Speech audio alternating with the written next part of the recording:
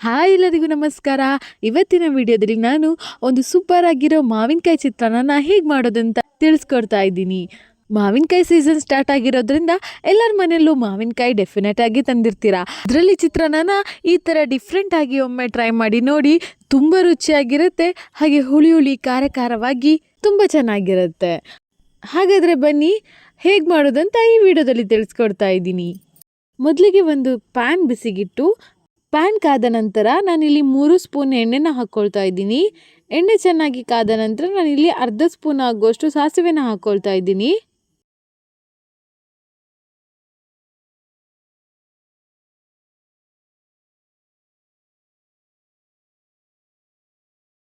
ಸಾಸಿವೆ ಸಿಡಿದ ನಂತರ ನಾನು ಇದಕ್ಕೆ ಕರಿಬೇವನ್ನು ಆ್ಯಡ್ ಮಾಡ್ಕೊಳ್ತಾ ಇದ್ದೀನಿ. ನಾನಿದಕ್ಕೆ ಖಾರಕ್ಕನುಗುಣವಾಗಿ ಒಂದು 3 ಹಸಿಮೆಣಸಿನಕಾಯಿನ ಕಟ್ ಮಾಡಿ ಹಾಕ್ಕೊಳ್ತಾ ಇದ್ದೀನಿ. ನಿಮಗೆ ಖಾರ ಜಾಸ್ತಿ ಬೇಕಂತ ಇದ್ದರೆ ಜಾಸ್ತಿ ಹಾಕ್ಕೊಳ್ಬೋದು. ಇದನ್ನು ಚೆನ್ನಾಗಿ ಫ್ರೈ ಮಾಡ್ಕೊಳ್ತಾ ಇದ್ದೀನಿ.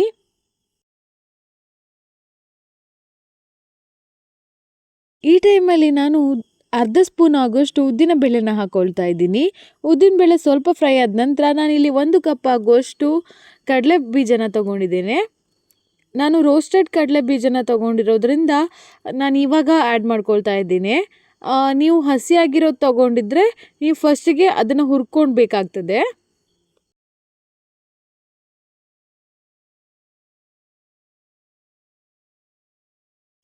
ಇದು ಸ್ವಲ್ಪ ಫ್ರೈ ಆದ ನಂತರ ನಾನಿಲ್ಲಿ ಈರುಳ್ಳಿನ ಕಟ್ ಮಾಡಿ ಹಾಕ್ಕೊಳ್ತಾ ಇದ್ದೀನಿ. ಇಲ್ಲಿ ನಾನು 2 ಈರುಳ್ಳಿನ ತೊಗೊಂಡಿದ್ದೀನಿ, ಮೀಡಿಯಮ್ ಗಾತ್ರದ್ದು. ಈರುಳ್ಳಿನ ನಾನು ಚೆನ್ನಾಗಿ ಫ್ರೈ ಮಾಡ್ಕೊಳ್ತಾ ಇದ್ದೀನಿ. ಈಗ ನಾನು 1 ಸ್ಪೂನ್ ಆಗುವಷ್ಟು ಉಪ್ಪನ್ನು ಹಾಕ್ಕೊಳ್ತಾ ಇದ್ದೀನಿ.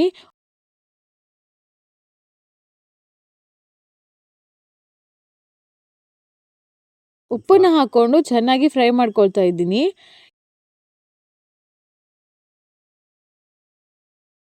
ಈಗ ನಾನು ಒಂದು 1/4 ಸ್ಪೂನ್ ಆಗುವಷ್ಟು ಶುಂಠಿನ ತುರಿದು ಹಾಕ್ಕೊಳ್ತಾ ಇದ್ದೀನಿ. ಇದೊಂದು ಒಳ್ಳೆ ಫ್ಲೇವರ್ ಕೊಡ್ತದೆ ಚಿತ್ರಾನ್ನಕ್ಕೆ. ನಾನಿಲ್ಲಿ 1/4 ಕಪ್ ಆಗುವಷ್ಟು ಬಟಾಣಿನ ನೆನೆಸಿಟ್ಕೊಂಡು ಹಾಕ್ಕೊಳ್ತಾ ಇದ್ದೀನಿ. ಇದನ್ನು ನಾನು ಒಂದು 1/4 ಗಂಟೆ ನೆನೆಸಿಟ್ಕೊಂಡಿದ್ದೀನಿ ಅಷ್ಟೇ.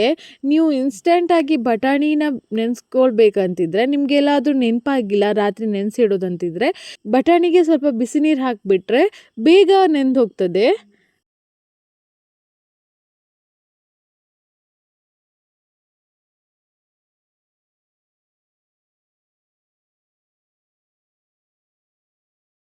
ಬೇಗ ಬೇಗ ಆಗ್ತದೆ, ಹಾಗೆ ಟೇಸ್ಟ್ ಕೂಡ ತುಂಬ ಚೆನ್ನಾಗಿರ್ತದೆ.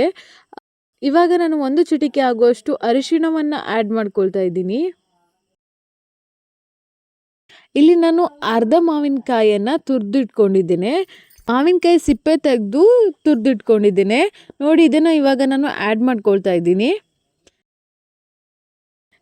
ಇನ್ ಕೇಸ್ ನಿಮಗೆ ಮಾವಿನಕಾಯಿ ಸಿಗಲಿಲ್ಲ ಅಂತಿದ್ರೆ ನೀವು ಈ ಟೈಮಲ್ಲಿ ಲೆಮನ್ನ ಹಾಕ್ಕೊಳ್ಬೋದು. ಇಲ್ಲಿ ಮಾವಿನಕಾಯಿನ ಹಾಕ್ಕೊಂಡು ಚೆನ್ನಾಗಿ ಕಲಿಸ್ಕೊಳ್ತಾ ಇದ್ದೀನಿ. ಹುಳಿ ಜಾಸ್ತಿ ಬೇಕಂತಿದ್ರೆ ಇನ್ನೂ ಜಾಸ್ತಿ ತಗೊಳ್ಬೋದು. ಇದು ಸಾಕಾಗ್ತದೆ ಇಷ್ಟು.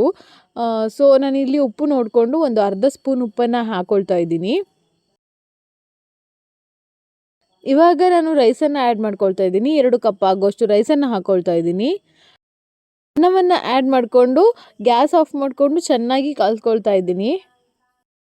ಮಿಕ್ಸ್ ಮಾಡುವಾಗ ಎಲ್ಲ ಅನ್ನಕ್ಕೂ ಚೆನ್ನಾಗಿ ಮಸಾಲೆ ಹಿಡಿಯೋ ಹಾಗೆ ಮಿಕ್ಸ್ ಮಾಡ್ಕೊಳ್ಬೇಕು. ನಿಮಗೆ ಎಷ್ಟು ಕ್ವಾಂಟಿಟಿಯಲ್ಲಿ ರೈಸ್ ಬೇಕೋ ಅಷ್ಟನ್ನು ಆ್ಯಡ್ ಮಾಡಿಕೊಂಡು ಚೆನ್ನಾಗಿ ಕಲಿಸ್ಕೊಳ್ಬೇಕು. ಮಸಾಲೆನ ನೋಡ್ಕೊಂಡು ಕಲಿಸ್ಕೊಳ್ಳಿ. ನಿಮಗೆ ಮಸಾಲೆ ಹೆಚ್ಚಾಯ್ತಂತಿದ್ರೆ ಸ್ವಲ್ಪ ಫ್ರೀಸ್ ಮಾಡಿ ಇಟ್ಕೊಳ್ಬೋದು. ಸೊ ನೋಡ್ತಾ ಇರ್ಬೋದು ವಿಡಿಯೋದಲ್ಲಿ ನಾನು ಕಲಿಸ್ಕೊಳ್ಳುವಾಗಲೇ ಸ್ಮೆಲ್ ತುಂಬ ಚೆನ್ನಾಗಿ ಬರ್ತಾಯಿತ್ತು. ತುಂಬ ಚೆನ್ನಾಗಿರುತ್ತದೆ, ಮಕ್ಕಳೆಲ್ಲ ಇಷ್ಟಪಟ್ಕೊಂಡು ತಿಂತಾರೆ. ಯಾಕಂದರೆ ನಾರ್ಮಲಾಗಿ ಚಿತ್ರಾನ್ನ ಮಾಡೋಕ್ಕಿಂತ ಈ ಥರ ಮಾವಿನಕಾಯಿ ಹಾಕಿಬಿಟ್ಟು ಚಿತ್ರಾನ್ನ ಮಾಡಿದರೆ ಟೇಸ್ಟು ಕೂಡ ಒಂದು ಡಿಫ್ರೆಂಟ್ ಆಗಿರ್ತದೆ. ಸೊ ಈ ಥರ ಒಮ್ಮೆ ಟ್ರೈ ಮಾಡಿ ನೋಡಿ, ಹೇಗಿದೆ ಅಂತ ಕಮೆಂಟ್ ಮಾಡಿ. ವಿಡಿಯೋ ಇಷ್ಟ ಆದರೆ ಒಂದು ಲೈಕ್ ಮಾಡಿ. ಇನ್ನೂ ನಮ್ಮ ಚಾನಲ್ನ ಸಬ್ಸ್ಕ್ರೈಬ್ ಮಾಡ್ಕೊಳ್ಳಿಲ್ಲ ಅಂದರೆ ಪ್ಲೀಸ್ ಸಬ್ಸ್ಕ್ರೈಬ್ ಮಾಡ್ಕೊಳ್ಳಿ. ಮುಂದಿನ ವಿಡಿಯೋದಲ್ಲಿ ಸಿಗೋಣ. ಅಲ್ಲಿವರೆಗೂ ಎಲ್ಲರಿಗೂ ಧನ್ಯವಾದಗಳು.